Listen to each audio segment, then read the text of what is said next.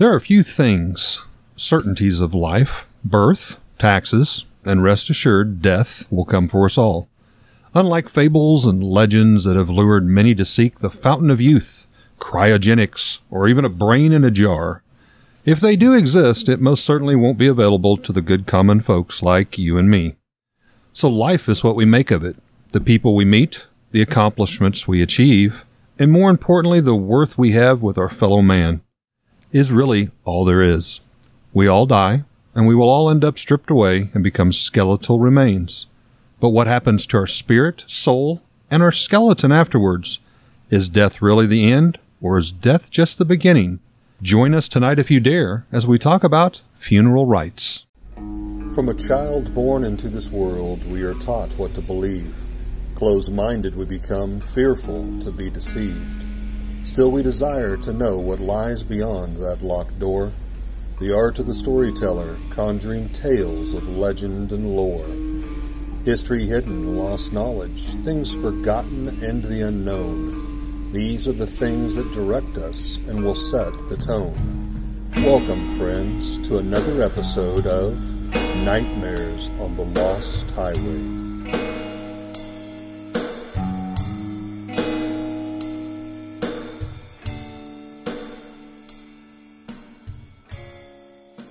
Now, some believe quite literally our bones hold the key to many secrets, including but not limited to actually communicating with the dead.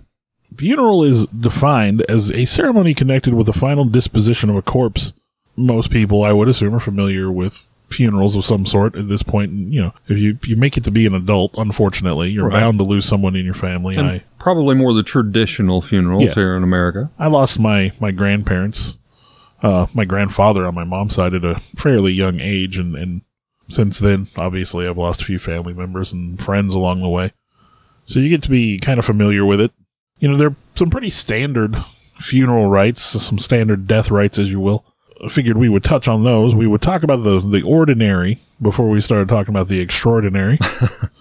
But you have cremation, which obviously is where the remains of the person are burned down to their ashes, and then disposition from there. A lot of people will have their ashes scattered in various places where, you know, off into the ocean, off the side of a mountain, a cliff, whatever. Apparently Disney World has a ban on scattering ashes in the Haunted Mansion ride. They frown upon that. Yeah, they don't like that. But I think that would add to advertising myself. Yeah, what better place, right? The Haunted Mansion. By the way, my favorite ride at Disney World. I love it. You know, the most common, I believe, which is just burial, where you inter the remains in the earth. Some other kinds. You have the sky funeral, where the body is left open to the air. You know, in some cultures, it's so that the vultures can get to the body. In some other cultures, it's the belief that the soul can't properly ascend to heaven unless the body's left out.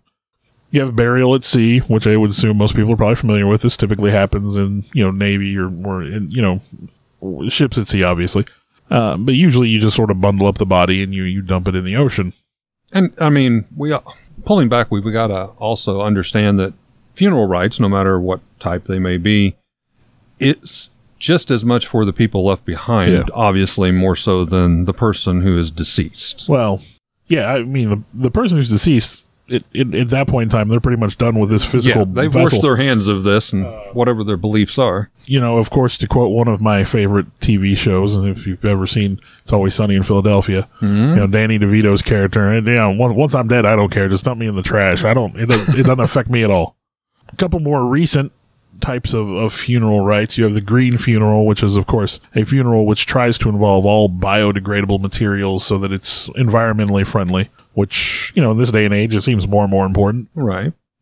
And then probably the most modern of burial rites, the space burial, which I don't even know if that's actually technically happened. I believe, was it Gene Roddenberry had some of his ashes taken on a space shuttle? I believe I read something about that, yes. And so, the remains are put out in space. Oh, yeah, for Gene Roddenberry, I mean, he's one of those. Absolutely. And maybe even James Doohan, who played Scotty, I think might have done that as well. But, you can be buried in space now. And I think, for a certain amount of money, anybody can do that these days. Although the American space program, we're not getting out there quite as often as we used to. Well, we've got some personal individuals that are probably beckoning on NASA's door to beat them to a lot of stuff. I have my own opinion about rich people who have nothing better to do than somehow go to space. That money would be better spent here on Earth, in my opinion. Yeah. Now, you were talking about different funeral rites and how we handle it.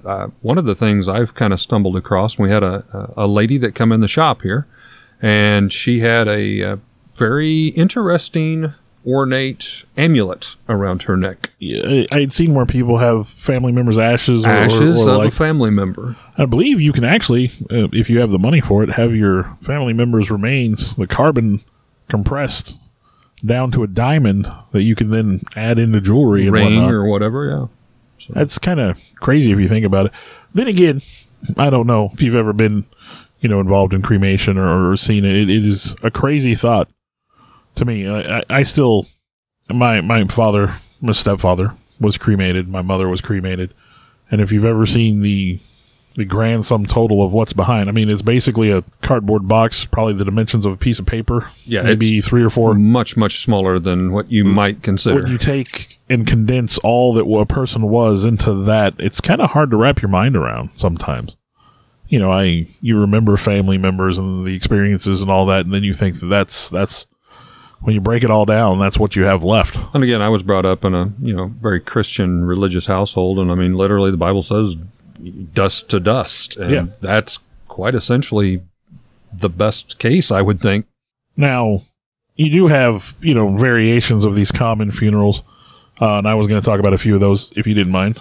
And then, go right ahead. Again, like I said, we'll talk about some of the more normal ones before we get into some of the weird ones. Weird. No disrespect, obviously. These are people's beliefs. I don't mean to disrespect them in any way. But for us, from a Western viewpoint, from a primary Christian viewpoint, they're strange to us. Right, so I'm not passing judgment or anything. But common there, yes. Yeah, but, of course you have the Christian funeral, which usually involves the offering of prayers, scripture readings from the Bible, sermons, eulogies. Something I did find interesting is music is generally forbidden in Catholic churches, as music's always been a part of the funerals I've been to. And, typically you would bury your dead on a consecrated ground. Used to be ground near churches, but, graveyards. Mm-hmm. Now, speaking of music, it is well known in my house that when I die, the only song that I care that gets played at my funeral, Ozzy Osbourne's "See You on the Other Side." I think that's very fitting for you, very Bill. fitting. I know you're a huge Ozzy fan. Well, too. and the song is. I was going to say the context of the song definitely works. My kids, of course, didn't like it the first couple times I talked about it, but this is the one thing. Like, when I die, I don't care when it happens. Do this one thing for me if you've never listened to me before. So I don't think I'm asking. It's one song. That's all I need. And it is kind of funny that you mentioned that. Music is kind of like, with me growing up in the church, it seemed to be, for the longest time, it has to be old hymns. To, as I've grown older and people I've worked with that unfortunately have passed away for whatever reasons, have kind of chosen more non-traditional music, such as like rock. One gentleman's funeral I went to, I worked with, that's all he had played. Well, it came out that he was in garage bands and stuff for a big portion of his life. That was a side of his life I had not known, because I met him much afterwards. But, I mean, that was a big portion of his life, and that's what he had requested of his daughter, is I want all, like, 80s rock music played at my funeral. And I remember going in, and it was like, oh, this is different, but it's kind of cool. I kind of like it. Well, if my kids get to play any other song, the only other song I would like to be played at my funeral would be "My Way" by Elvis. So, yep. Now, that one is a little more personal, in that my mom was a huge Elvis fan, and I felt it would have been appropriate for her service. So, let's be honest. We all do it our way in the end, right? Yeah. So, that's the Christian faith. That's the one I think most of us would identify with. Then you would go on. I would say Jewish would probably be another fairly common. They follow fairly specific rites with small variations. They do ask that the burial rites take place as soon as possible. They bathe the body, enshroud the body, keep watch over it. They do a funeral service that includes eulogies and brief prayers. They do bury the dead body in a grave. The filling in of the grave is traditionally done by family members. And in many communities, the deceased is positioned so that the feet face the Temple Mount in Jerusalem. I found that kind of interesting. Let's say Islamic. They follow fairly specific rites. They believe the rituals should take place as soon as possible. They bathe the dead body in water. They enshroud it in white cotton or linen cloth. They recite a funeral prayer that's appropriate for Muslims. They bury the dead in a grave that is appropriate for Muslims. I guess they have certain, rites and beliefs for that. And then they position the deceased so that when the body is turned on its right side, it would face Mecca. So I found that commonality between those two. And of course, in Christian faith, we're facing, usually when we're buried in graveyard or cemetery, towards the east where the sun will rise. I wasn't unfamiliar with that. Hindu, adults are typically cremated while children are buried. The rites are considered a rite of passage. The soul, the immortal essence, is released in the Antyeshti ritual so that it can go on to its next step. They consider the body and even our universe a transitory vessel for the voyage of the soul. And the last rite of the passage is meant to return the body to the 5 elements: air, water, fire, earth, which we're familiar with, and space, which is the 5th element for them. And then the body is usually cremated within a day of death, washed, wrapped in a cloth, with the 2 big toes tied together with a string. That's odd. Not sure why. And then let's go to like the strangest of the common, if you will. And I have never even heard of this faith before, the Baha'i faith. Never heard of it. They don't do any embalming, and they have a prohibition against cremation. They will typically use a chrysolite or hardwood casket. They wrap the body in silk or cotton, and burial must not happen farther than 1 hour from the place of death, including flights. My son and I got to talking about that one. We found that kind of, you would think it would be more about distance than time. Yeah. But apparently it's about the time. But you can't be buried more than an hour from where you so died. If you were rich and you owned a Cessna jet, you could travel obviously a lot further distance in an hour from the time you left. But what if you were traveling overseas? Essentially, you would never be buried with family. That's what we said. Then. You couldn't be buried in a familial plot. You couldn't be buried where you were born, for example. Let's say you're in the military and you get deployed overseas or whatever. Yeah.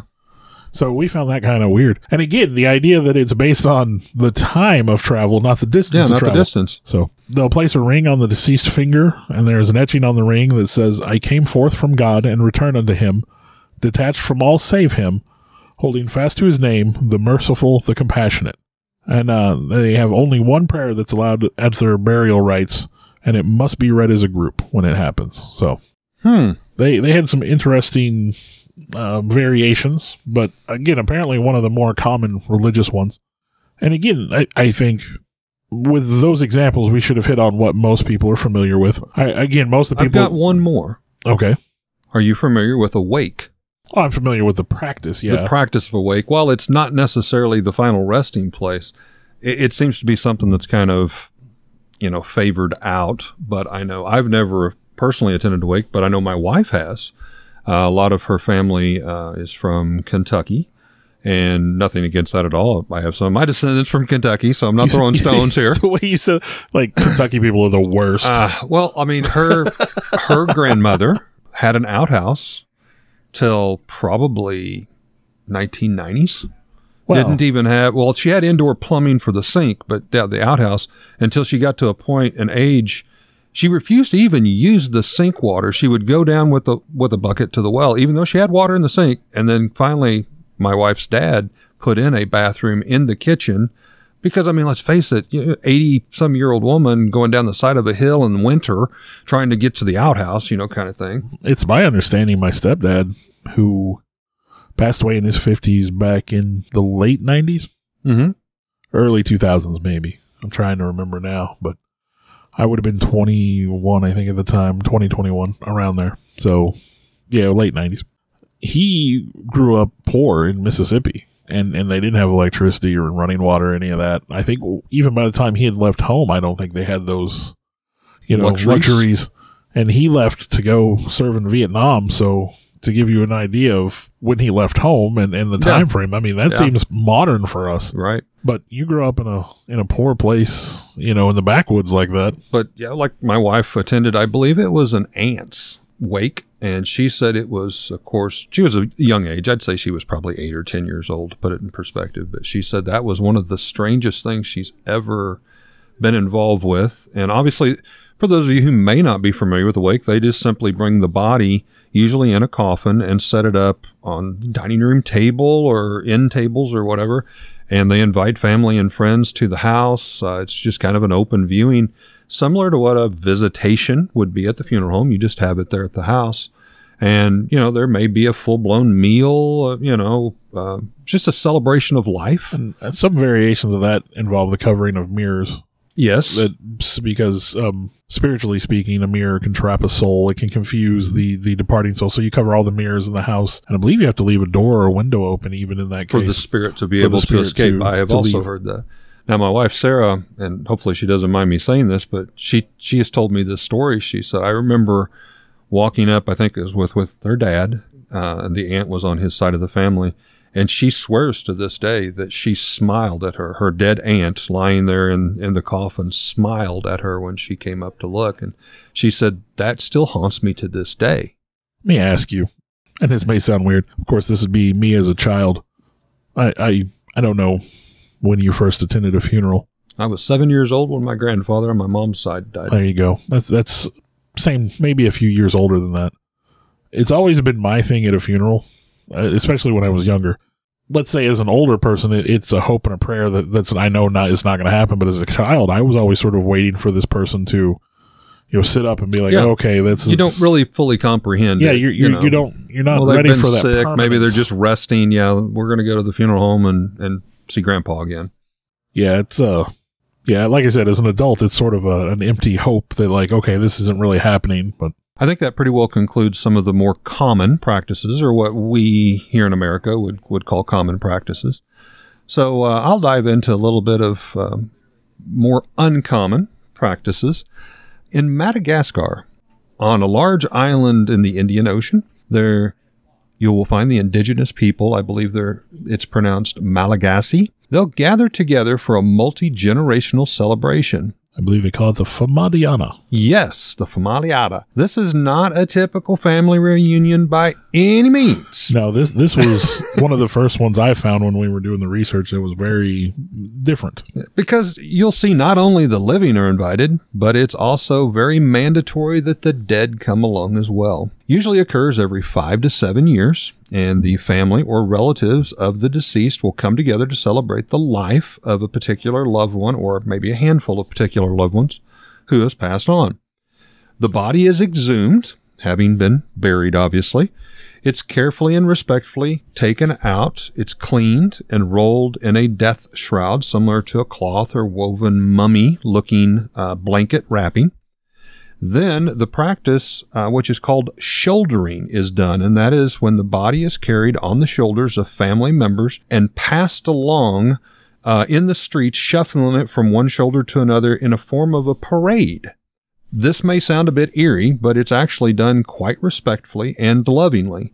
They feel that in their culture, this is a way that their history, their ancestors are not forgotten, and it allows them to relive memories and things that were shared by them. Well, part of it is also the belief that the dead do not join the afterlife until the body is completely decomposed. So the essence, the soul, whatever they call it, is still there. That makes sense. Sense. And they use it as an opportunity even to pass along like family news and ask for blessings and things like that. Like you said, they dance and have these big, huge feasts. And huge family reunion and celebration. So I thought that was quite interesting. And when it's all over, they reinter the body. Yes, they put them back down, and maybe that particular body's not chosen for the next 5 to 7 years, and other bodies are, so everybody shares in the family reunion.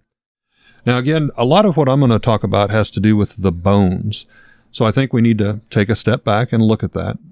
In the human body, we are comprised of 206 bones, I believe. Each one has been studied and cataloged by hundreds, if not thousands, of scholars through the years. But still, the skeleton and the skull in particular seem to leave the most image, if you will, for us living humans. It's these symbols, the skeleton and the skull, that are often used to depict in multiple countries and multiple religions the general reference to death. But it also reminds us of our own mortality. We see when we are reminded of these things just how fragile our life really is. We're all here for a very short time. We're born, we live, if allowed, we live to be old, and then, most certainly, death comes calling. The bones, of course, then represent to us just how frail this life was, and that no matter what we did, what our job, what our title, our wealth, our achievements, it really doesn't matter. We're all going to be stripped back down essentially to this same form. The symbol of the skull It's been flown by pirates, such as on the Jolly Roger. The reference, mess with us and you'll surely die. That's kind of what that whole black pirate flag with the white skull represents. The symbol of the skull is often used on poisons or chemicals throughout the centuries to remind us, very specifically there on the label, implying take this and you may die. Bones were once believed to actually be the vessel for our souls, as Bill kind of touched upon. Until that body kind of totally decays away, the spirit or essence in a lot of religions and cultures are believed to stay with the bones, and especially the skull. It's something in the past centuries Americans have somewhat pulled away from. Still, many countries and cultures firmly believe in this practice. On burial sites, skulls were often coated in plaster to help protect it, even dipped in gold. Often the eye sockets may have even had coins or even gems placed inside, so that in later years a person staring into the eyes of the skull is believed could communicate with one another. Now you know the origin of the coins, right? Of course. I'm going to let you say it. So yes, you could pay the ferryman across the river Styx when your time was up. You had a way to pay you could pay your way into the afterlife, and I know originally was like Greek mythology. Yes, was the river Styx. You could pay your way. You paid the ferryman so you could go to hell, and then because I think everybody at that point in time that was where you went. Yep. Yeah. It was the underworld. It wasn't really hell, but the underworld. It was the underworld. But yeah, that coin thing, and I know it continued on. In some cases, it was basically like if a body died, you put the coins on the eyes so that they could afford a funeral. In pirate circles, I think it was jewelry. They wore those big gold earrings, but the idea was the earring was meant to pay for funeral services wherever they happened to die. And wherever they happened to fall. Strangely enough, Morgan Freeman, the actor, he still wears giant diamond stud earrings, and he's told people that's literally why he does it, in case he dies somewhere. Did not know that. Yeah, in case he dies somewhere, that they can always sell the diamonds to pay for his funeral service. Interesting. Interesting. I would assume that was just like an evolution of the practice. Huh? Another story is in La Paz, Bolivia. Each year, on November 8th, the indigenous Aymara people gather in an ancient custom, a colorful, festive procession known as the Festival of Skulls. The Aymara people of Bolivia and Peru commonly keep human skulls of loved ones that have passed on in their homes, in shrines, or places of honor. Family and friends can make offerings to these skulls for wisdom, luck, and guidance, similar to what you might do in the living life with your mother, father, grandparent, or special friend, seeking advice on different things or, support or opinions. Now, during the Festival of Skulls, again on November 8th of each year, each family will bring down at least one, but as many as 5 or 6 of these skulls of family members. Often they are placed in kind of a glass shadow box, a frame, to help protect them, or similar container adorned with ribbons, silk ribbons in particular, flowers and trinkets. Now, as many as 20,000 people gather for this family celebration. It's quite a spectacle to witness for sure. If it's cold or chilly that morning, the skulls may be dressed appropriately, possibly wearing a stocking cap. Often they'll have their name embroidered on that stocking cap. That would be, of course, to keep their heads warm on the skull. If it happens to be an extremely sunny day, sunglasses most likely will be applied over the eye sockets of the skulls of those attending. And certain offerings are typically offered throughout the entire day by family and friends to the various skulls that are positioned there along the street side or on ledges. Now, these might include, very similar to what you might believe of, alcohol, tobacco, coins. Now here I've got to stop. Imagine, if you will, a cool, sunshiny morning, on November 8th. The eye sockets are covered with shades, got a stocking cap on, and a lit cigarette hanging out of the mouth. This is very typical of what you might see there. These skulls are considered by the people as a portal from the living through the veils of the dead. And if you think about it, we as humans are infatuated with how we look, especially our face. Think about how many hours we, or maybe someone you know, grooming of hair, makeup, lipstick, piercings, skin conditioning on our faces to try to make ourselves as presentable as we might. It's no different in the life of the dead here. They take great pride in trying to adorn the skulls and, again, decorate them and celebrate them. But you used a phrase there that I'm not sure you can legally use, which was life of the dead. Life of the dead. Yes, yes. It's kind of an oxymoron, but in their culture, that's actually what they call it. Life of the dead. Because to your point, maybe they haven't totally transitioned yet. They're kind of, in our terms, we might say they're stuck here when we do paranormal ghost hunts and stuff. Essentially, that's what we're trying to drum up. Well, not every funeral, does the deceased travel into the afterworld by themselves. A lot of ancient Egyptian rites, I know they would bury servants and animals and whatnot with particularly powerful people when they passed away. Small armies. Yeah, pharaohs and the like. There's a couple of practices. If you're familiar with Viking funerals, it's not just strictly limited to the flaming boat, which is what I thought when I first started reading about it. But it turns out they were actually considered quite brutal affairs.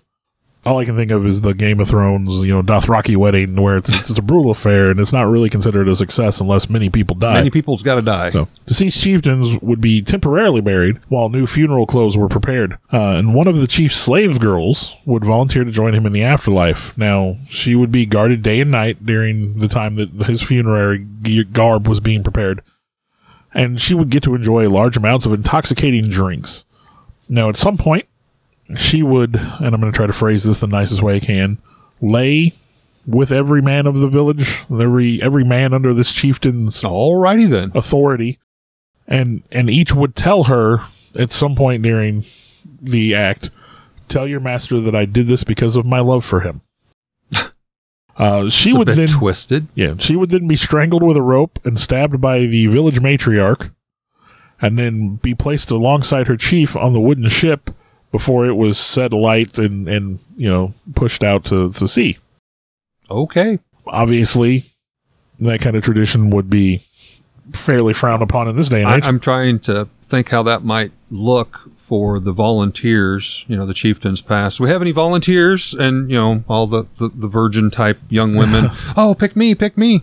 A practice known as sati in India, which is, of course, now banned, but recently widowed women would set themselves on fire on their husband's funeral pyre.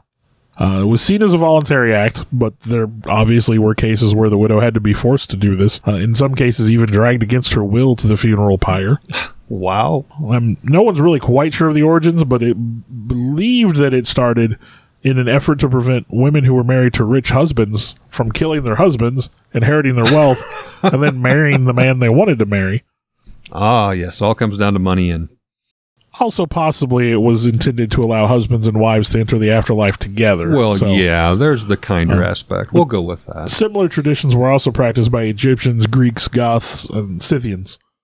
Now, to go kind of back to the one you were talking about earlier, Filipino death traditions, kind of similar to what you were talking about before I jumped in here. The Benguet of the northwestern Philippines, they blindfold their dead and place them next to the main entrance of the house. The Tinguin dress the bodies in their best clothes and then sit them in a chair and place a lit cigarette in their lips. The Cavitino near Manila bury their dead in a hollowed-out tree trunk. When someone becomes critically ill and they think their time is coming up, they actually go and select the tree where they will be entombed. Interesting. I would assume that makes logging in that country quite the surprise. Yeah, uncomfortable at times. I'm reminded of life is like a box of chocolates. And the Apeo in the north, they bury their dead under the kitchen. And I can find no extrapolation for why. But. Well, I'm going to bring it back home a little closer. Pittsburgh, Pennsylvania. This is a rather lengthy story, but I definitely stumbled across this and felt this story needs to be told. I had never heard of this, but I guarantee you I am planning a trip to Pittsburgh, Pennsylvania after this. High atop the city, an elevated plateau sits St. Anthony's Chapel. The church is quite active, with hundreds of Christians entering its door and under its beautiful spires each and every day. But it's not the outside of the church that's interesting, it's what's inside. Now, granted, as you enter, you're greeted by beautiful woodwork and craftsmanship of carvings and arches and stained glass. Inside is a collection of thousands of bones that once belonged to Catholic saints. Here you can find a host of bones, partial bones, skulls, and even full skeletons. Most are very elaborately displayed in gold or ornate frames and cases intended to be viewed and looked upon rather than buried. Here there are actually over 5,000 bone relics, the second largest collection only to the Vatican itself. Many Christians consider holy relics such as these to be quite sacred, and it is well known that the bones of many saints are well preserved and kept in various cathedrals throughout the entire world. But how did such a collection of vast relics like this end up in Pittsburgh, when most, if not all, came from overseas in the Holy Land? It is due to Father Mollinger. He built this chapel. He obtained most of these in the late 1880s, when beliefs and faith started to kind of change a bit. The thought was that these items really had no use, and at the time began to be discarded out of the chapels and churches. Now, Father Mollinger had a vast network of people in Europe who were preserving these relics, and when he would travel several times to and from America to there, he would collect these relics. It was his belief, like many before him, to have a holy relic, a piece, if you will, of a saint in your chapel was like having a tiny piece of God surrounding you. So why would he not try to obtain as many of these holy relics, which had been collected for decades and centuries prior, that were only now being discarded? Now, each and every piece of the 5,000 plus holy relics and bones are sealed with an original wax seal. This serves to prove authenticity, but also to help ensure no item is tampered with in any way as to break that wax seal. You might ask, why? Why are saints' bones considered such holy relics? Well, in Christianity especially, it's not unusual in Europe to find skeletal remains bejeweled with gems, gold, silver, and expensive attire. Some of the entire skulls have been dipped in gold. It makes them look like fine pieces of art, if you will. Now, this is because of the belief and respect Christians have on the remains of these saints who are held in such high accord. The belief is when a saint was tortured and killed as a martyr for their beliefs, their sanctity, their beliefs, their power was literally infused into those bones. After all, the bones are the foundation in which the entire body is built upon. Therefore, these skeletal remains are believed to hold great power and sanctity that can still be observed and felt and experienced by anyone looking upon them even today. Now, this may all sound a bit strange, but bear with me. There is actually a biblical story in 2 Kings of the Old Testament in the Hebrew Bible that shines a bit of a chilling light on this subject. According to the Old Testament Hebrew Bible, there was a burial procession that was occurring where a group was carrying the deceased along a trail towards a destination for a burial. Now, somewhere during this procession, I guess upon arriving very closely to their final resting point, invaders were spotted coming over the mountain peaks to attack. Now, at that time, the people cast the deceased body down at the site where it landed on Prophet Elisha's skeletal remains, now which they had been placed there for some time. Now, according to the Bible, it states, with the deceased body landing on the prophet's remains, the deceased was resurrected. Yes, you heard me correct. The deceased came back to life. So obviously the bones of the prophet Elisha contained some sort of power, giving back the gift of life itself. Another biblical account is that Jesus Christ, of course, raising Lazarus. Most of us are probably familiar with this story. Jesus called out to the deceased, "Lazarus, come forth, Lazarus." And he rose up from the dead and walked alongside Jesus. Now, there are several accounts through time that when Lazarus died in later, older years, his bones became quite sought after, believing they certainly had power or magic, if you will. There are actually priest documentations of some of these bones that survived and were kept in various chapels, and the priests to use in special rites. With the proper prayers, respect, and procedures with some of these bones nearby, it is believed they could heal the sick and even remove disease or near-death conditions. At one time especially, there was a quite lucrative underground black market that even chapels competed with others to secure such holy relics. This could lead, of course, to false relics, much like in today's era with the black market, knockoffs and fakes, whenever high money is at stake. There are, however, documented authentic skeletal remains as holy relics. One of these has to be the skull of Mary Magdalene. Now, her skull is on display in the southwest of France since about the 4th century in the Basilica of Saint Maxim. They have been carbon dated, the skull, the bones, have been carbon dated multiple occasions and studied and are confirmed authentic. Because of her being present both at the death and resurrection of Jesus Christ, this made her bones in particularly more important, especially her skull. The belief that these remains can gain the power of resurrection. Thousands who have come in contact with her remains to pay tribute have stated they have come away feeling very emotional and even crying, but often healed. Many priests speak of the closing on some of the days of the chapels where they find discarded walking crutches that have been left because apparently they were no longer needed. So if you needed to go hunt vampires or werewolves or whatnot, you know where to go, right? Oh, absolutely. I believe they carry relics and supernatural. And I've definitely read a lot of books, fictional books, obviously, but I just had no idea that was right there in Pittsburgh. Just like, wow. So we've talked a little bit about respectful treatment of the bones and skeletons and the deceased. But what happens when the bones of the deceased are not treated with respect? Perhaps the answer can be found in the underground labyrinth beneath Paris, France. That is, to my understanding, quite a scary place. Yes. I actually read a deal the other day that said they found a fully functional theater with like theater seating and a screen and the whole 9 yards. And they made some kind of map or whatever to get back there. And when the authorities got back there, because it's illegal to habitate down there or anything, and when they got back there, everything had been removed. There was no evidence that there had ever been anything there except for a note that said, "Do not follow us." Eerie little warning. And what we're alluding to is called the Empire of the Dead. More than 2 million people live in this area, but just below all of them lies a centuries-old labyrinth of millions of bodies in the Paris catacombs. When you walk in, you will see stacks of various bones, kind of segregated, piles of leg bones, piles of pelvises, piles of skulls.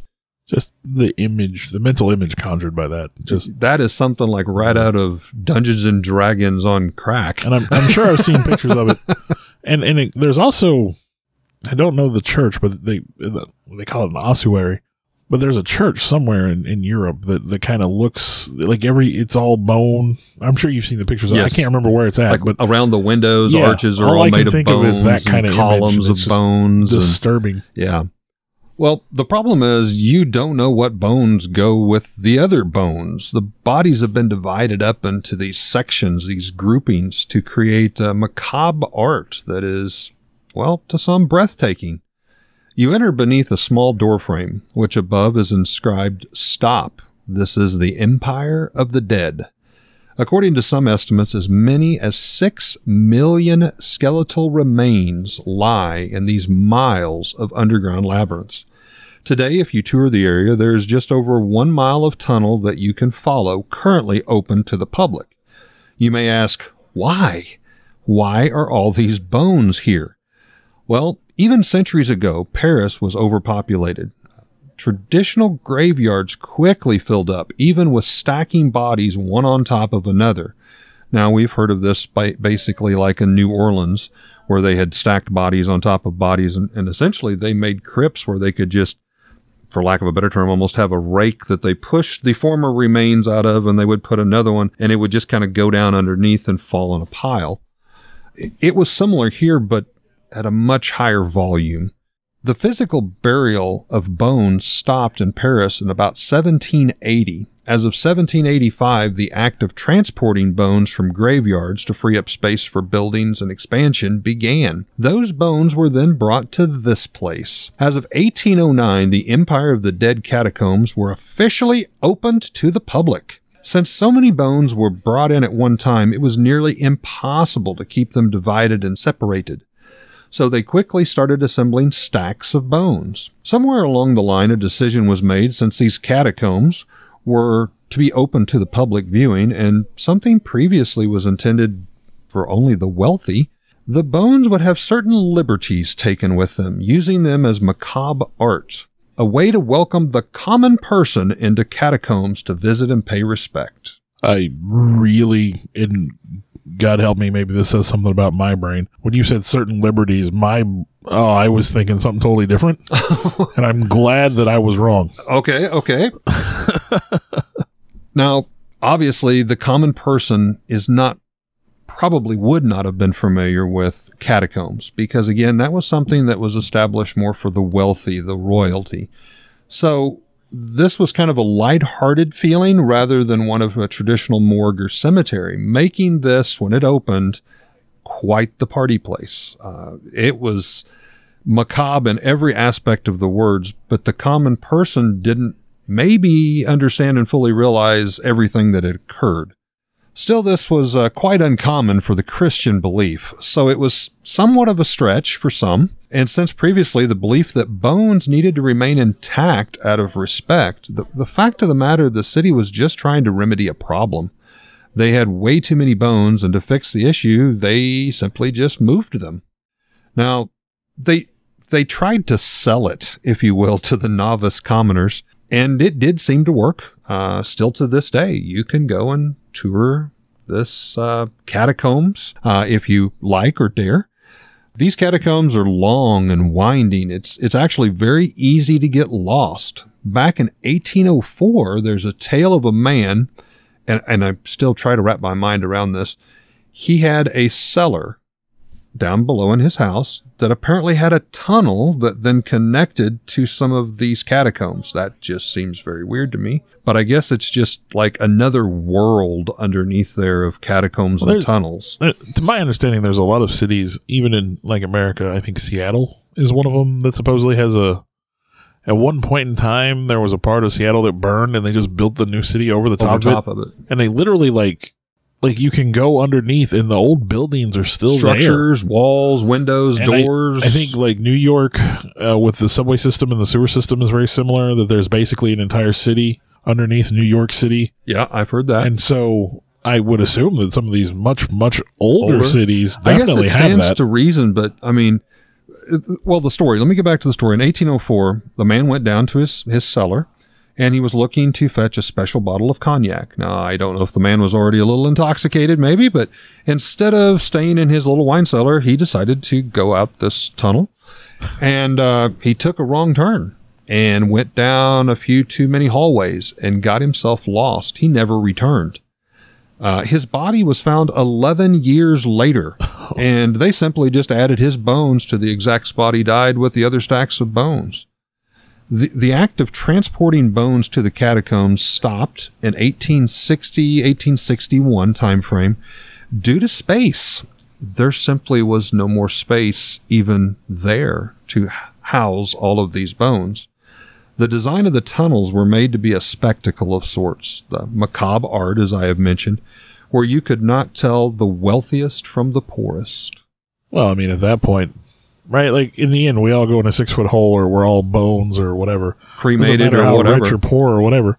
You know, I've heard plenty of anecdotes and seen video of it where people apparently still get lost in the catacombs underneath Paris.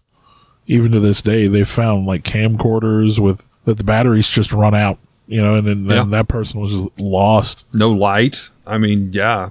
So I can't, you know, we talk about primal fears and that there's a reason they all exist. But man, being afraid of the dark and then finding yourself in a place like that, because let's be honest, you might not be afraid of the dark, but most people don't experience dark at that level either. That's the absolute absence of light at a certain point. And then let's just add that you don't have any light, so you stumble and fall into a pile of bones, and you know that it's bones. I mean, there's no doubt about it. Well, I've got one more story, I think, before you have a story to wrap us up. And this is in Uttarakhand, India. High along the Himalayan mountains sits a large body of water, and it's called Rupkund Lake. Uh-oh. Is this the lake that's... They found all the body remains. Yeah. This is I've heard this story before. Yes. In most of the months of the year, this particular lake is frozen. However, in the other few months, a bizarre spectacle can be witnessed. You will find literally thousands of human bones scattered around and in the lake. This is a very well-known phenomenon for many decades to hikers and investigators to the region. And yes, indeed, if you are one of the willing and able, you can today go travel up here and witness this yourself. Often these visitors will retrieve the bones of the dead that they see lying there in the lake and maybe perhaps arrange them in a stack or try to even organize them. In other instances, unfortunately, some bones have been removed and taken as souvenirs. Locals are known to also visit the site and pay their respects, but the origin of the location remains a mystery. Did all of these people die here, or were the remains brought here? Or even more eerily, were they all possibly sacrificed here? It is reported that somewhere between 600 to 800 adult skeletal remains reside here.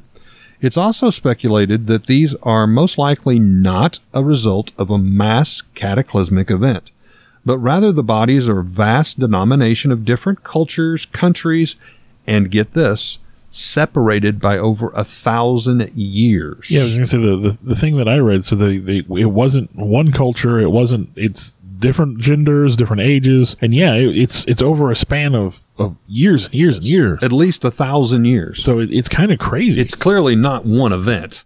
Now, specialists are still in hot debate on why people from so many different geographic locations would travel to the site and die, and or their bodies be left over a period of that 1,000+ years.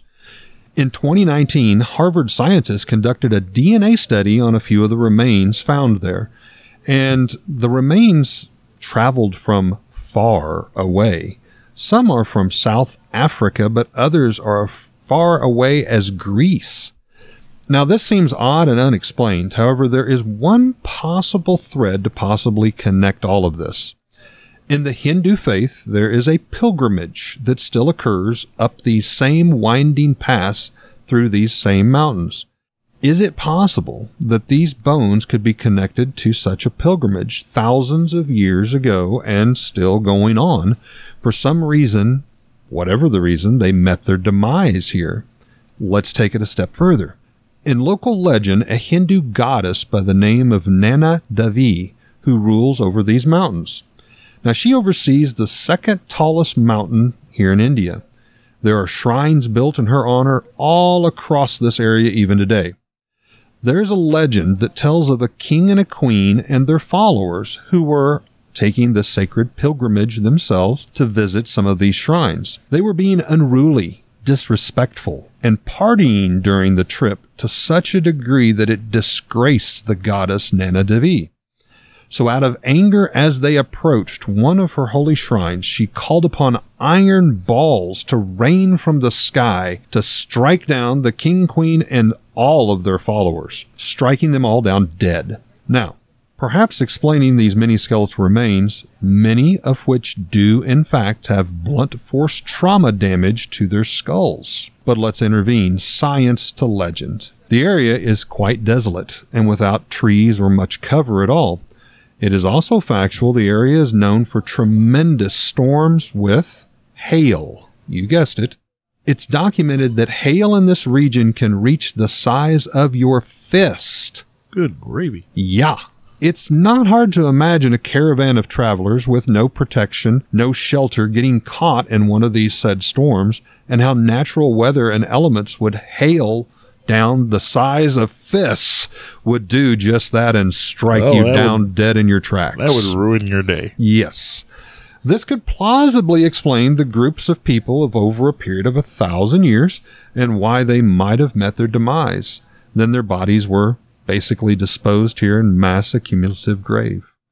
That's a pretty eerie story, and one as a hiker, can you imagine just kind of winding around this trail and there's this semi-frozen lake and just arm bones and skulls and leg bones just sticking out to greet you? Yeah, like I mentioned, I'd stumbled across that story a couple of times, and it's kind of messed up. I couldn't imagine stumbling across a body. Remains of any capacity, let alone much less hundreds or even like thousands in the catacombs. That'd be messed up. So to kind of wrap this up, I felt that it would be good to have a personal anecdote, and I had made a note of this particular gentleman. Even as I started my notes, I open a document up on my computer and I just kind of look at my source material and I start jotting down notes. But one of the first things I put in my notes to do funeral rites was the name Bill Stanley. Now, he's not nobody famous. You know, if you've heard the name, it's almost certainly associated with the story I'm about to tell. But Bill Stanley was my grandma's neighbor. My grandma lived in Ohio, my grandma on my father's side. And we would go visit her in the summer months, and we'd spend about a month with her.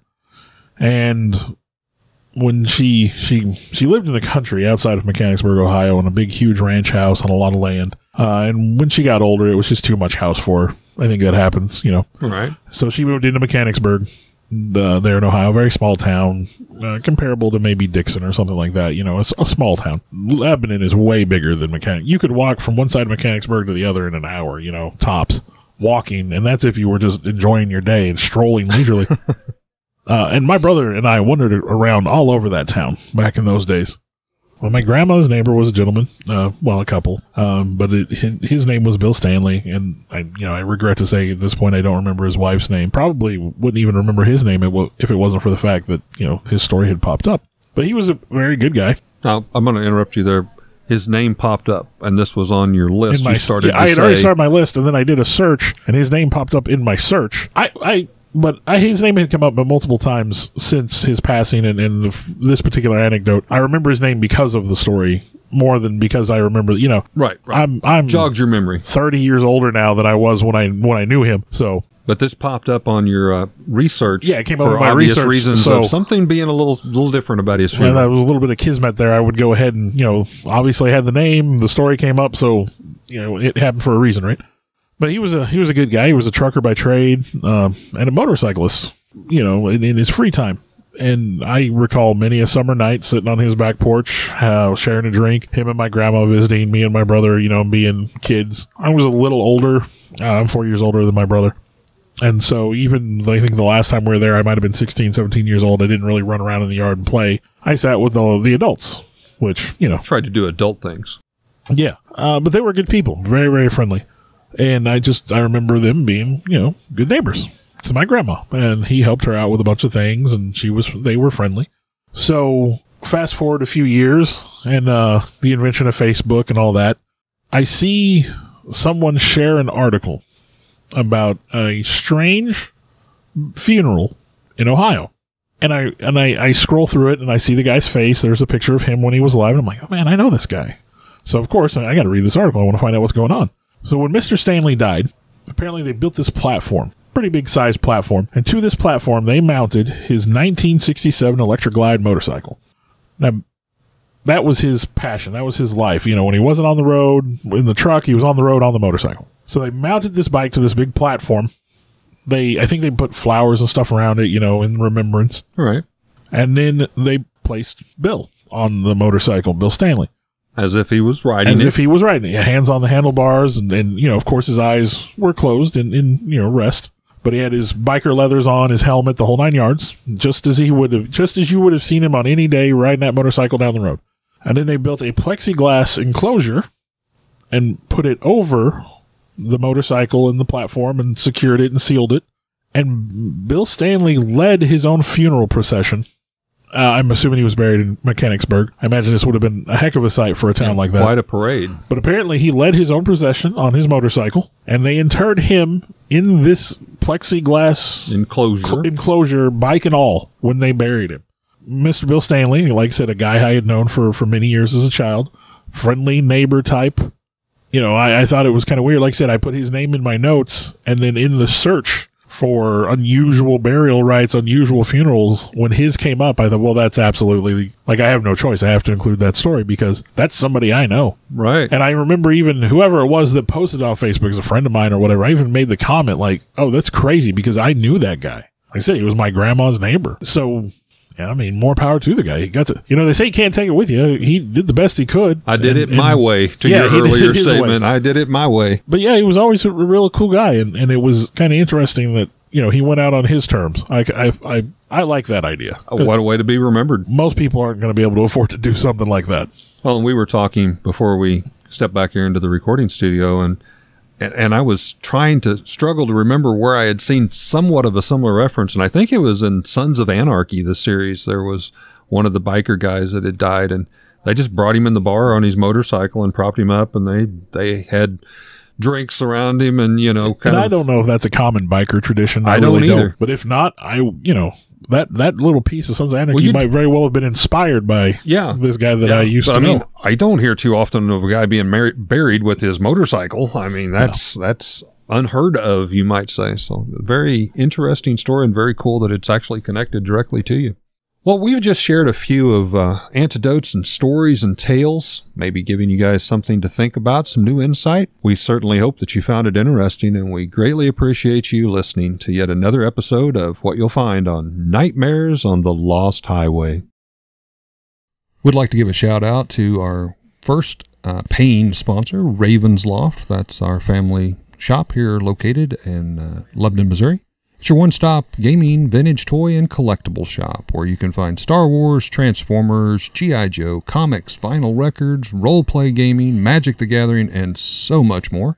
We're located here at 223 West Commercial, downtown Lebanon, and also in our second location, also here in Lebanon at the Heartland Antique Mall. We'd like to thank Raven's Loft for again supporting Nightmares on the Lost Highway. I want to take a time to thank the people that helped bring this all together. Alex Tudor, you can almost call him our producer at this point. Sarah Tudor, who also helps with some of the technical stuff. I want to take a moment to extend thanks to Eric for letting us use his space to record in, kind of our makeshift studio. I, in turn, would like to thank Bill for, one, putting up with me and using this camaraderie to do something we both very much love and enjoy doing, and thank Bill's family for allowing him to spend all the time to work and clean up our recordings and present them in what you hear in the final terms, the final edition, if you will. And I'd like to thank all of you for continuing to listen. I know we've got some loyal followers out there. We do this as a labor of love, but we're happy that there are people that enjoy it hopefully as much as we do. Thank you very much.